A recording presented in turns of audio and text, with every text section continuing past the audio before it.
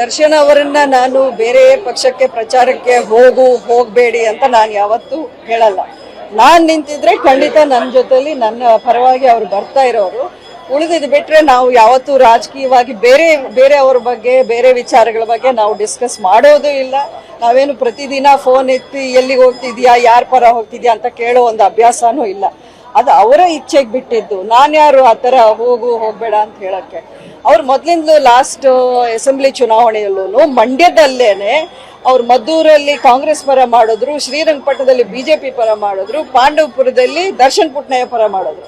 ಹಾಗಾಗಿ ಅವ್ರಿಗೆ ಮೊದಲಿಂದ ಹೇಳ್ಕೊಂಡು ಬಂದಿರೋದು ನಾನು ಪಕ್ಷ ಮುಖ್ಯ ಅಲ್ಲ, ನನಗೆ ಆ ವ್ಯಕ್ತಿ ನನಗೆ ಗೊತ್ತಿದ್ರೆ ಅವ್ರಿಗೆ ನನಗಿಷ್ಟ ಆದರೆ ನಾನು ಹೋಗ್ತೀನಿ ಅಂತ. ನನಗೆ ಆ ರೀತಿಯಾಗಿ ಕಳಿಸೋದಾದ್ರೆ ನಾನೇ ಬಿಜೆಪಿ ಸೇರಬೇಕು, ನಾನೇ ಡೈರೆಕ್ಟ್ ಸಪೋರ್ಟ್ ಮಾಡ್ಬೋದಲ್ಲ. ನಾನು ಪಕ್ಷೇತರ, ನನಗೆ ಯಾರು ಏನು ಫೋರ್ಸ್ ಮಾಡೋಕ್ಕೂ ಆಗಲ್ಲ ಅಥವಾ ಪ್ರೆಷರ್ ಮಾಡೋಕ್ಕೂ ಆಗಲ್ಲ ಈ ಪಕ್ಷಕ್ಕೆ ಸೇರು